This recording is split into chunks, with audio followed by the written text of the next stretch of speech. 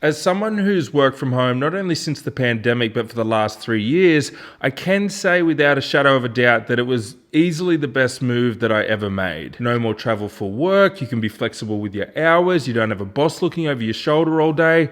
It's great, but like anything, it does come with its own challenges, especially when it comes to being productive and actually getting work done. Because of course this is a very putty. They do pardon me. Is with FutureCast. Welcome Dustin to okay. We've been having fun. Okay, so you might not have to go live on TV, but you are battling distractions at home that you wouldn't have in a normal work environment, which can make staying on task much more difficult, especially when you're now in control of all your decisions throughout the day. So these are 6 tips that I've picked up since working from home that's helped me stay as productive as possible. Just because you can be flexible with your time doesn't necessarily mean that you should be.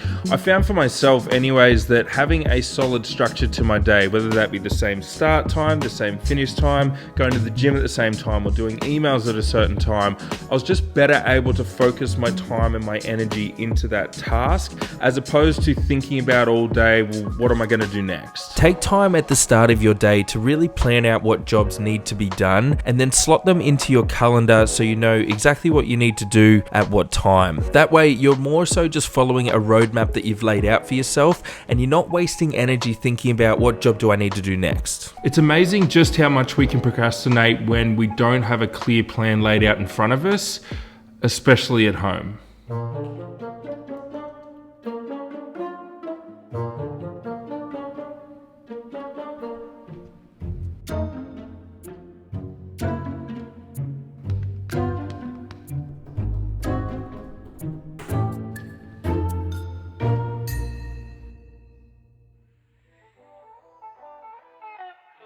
You know that feeling when you just have so many jobs to do and it kind of feels like it's like piling up in your brain and you find yourself being like, what was I meant to be doing? Am I meant to be doing this job or that job? That's generally because you don't have a system in place to capture those thoughts and those jobs that need doing in somewhere other than your brain. This really doesn't have to be super complicated. You just need to be able to capture that thought wherever you are, which is very easy to do when we've always got our phones with us, and put it into a system that you trust. I like to have a list for both home and work, and then each day while I plan what I'm going to do that day, I just refer back to the list and pick things off that are of the highest priority and try and get those done first. I find myself using my Apple Watch for this all the time, whether I just have a thought that I want to capture while I'm walking or driving, or simply just want to remind myself of something that needs doing later that day. Siri has saved me from more than a few loads of washing being forgotten to be hung out. The best way that I ever heard batching described to me is that you would never do your laundry one item of clothing at a time. That would just be incredibly inefficient, yet we do that with so many other tasks. We'll write back to emails as we get them, or we'll switch between tasks that use different parts of our brain. Like we'll go from writing or video editing to a client call, back to photo editing to a client meeting. So block time out on your calendar and try and batch similar tasks together. The easiest ones to start with are emails and text messages. So batching is obviously something that you can do from anywhere. It doesn't just have to be something that you do if you work from home, but again, while working from home, you are battling so many more distractions than you would in a normal work environment. And I found batching to be really helpful in keeping me in the right mindset to be as productive as possible.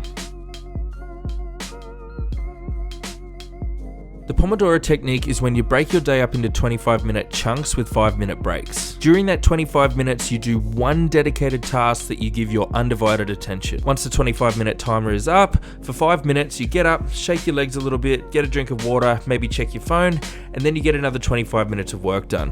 What you'll find is that the time will actually just fly by as you're fully present getting that one task done. It's a really effective way of getting more of what's called focused work done as opposed to shallow work. Chances are a lot of our days are taken up by shallow work where you might feel feel really busy, but you're just doing a lot of switching between tasks. You're doing a bit of this and you're doing a bit of that, and then switching between all these different things, where focused work has your true undivided attention. If you do have a bit more flexibility over your hours because you work from home, this can be a really great way to maybe do 5 or 6 hours of focused work as opposed to 8 or 9 hours of fluffing around, being really unproductive. That way you can get back to doing what you actually want to be doing. So in my opinion, this is easily the biggest hurdle to overcome when it comes to working from home, and that is having a dedicated workspace where you can actually be productive and not get distracted.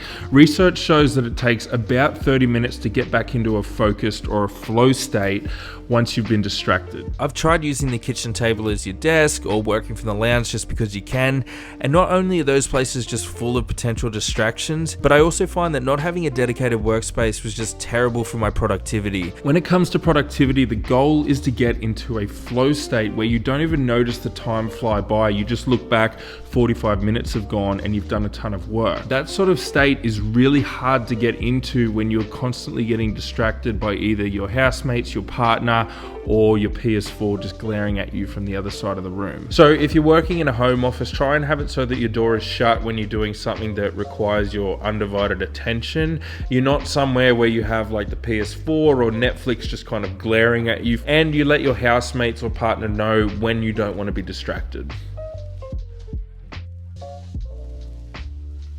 So this last one's probably a little bit more relevant if you're a business owner or a freelancer, but that is outsourcing wherever possible, not just within the business, but things around your home. If cleaning or cooking or gardening or washing the car is taking up time that could be better spent somewhere else that could potentially earn you more money than the cost of those services, then in some cases it does make financial sense to outsource those things. So one of the first things that I outsourced was just going to pre-made lunches throughout the day. I found that just because I had the time to do so, I was cooking up these great lunches, but by the time that I cooked and then cleaned everything up, it just slowed my productivity and my inertia throughout the day. Obviously, outsourcing frees up your time so you can be more productive, but it also allows your downtime to actually be downtime, which you could argue has an effect on your overall productivity throughout the week when your weekends weren't taken up with cleaning, cooking, washing the car, meal prepping all Sunday, and then bam, it's straight back to work. So honestly, this is just scratching the surface when it comes to productivity, and I'm far from a productivity guru, but everything that I learned in this video were from guys like Thomas Frank, Ali Abdaal, and Matt Diavella. So if you are interested in this sort of thing, definitely go check their channels out, because if you learn to be productive while working from home, then the lifestyle really is hard to beat. I hope this helps, and I'll see you in the next video.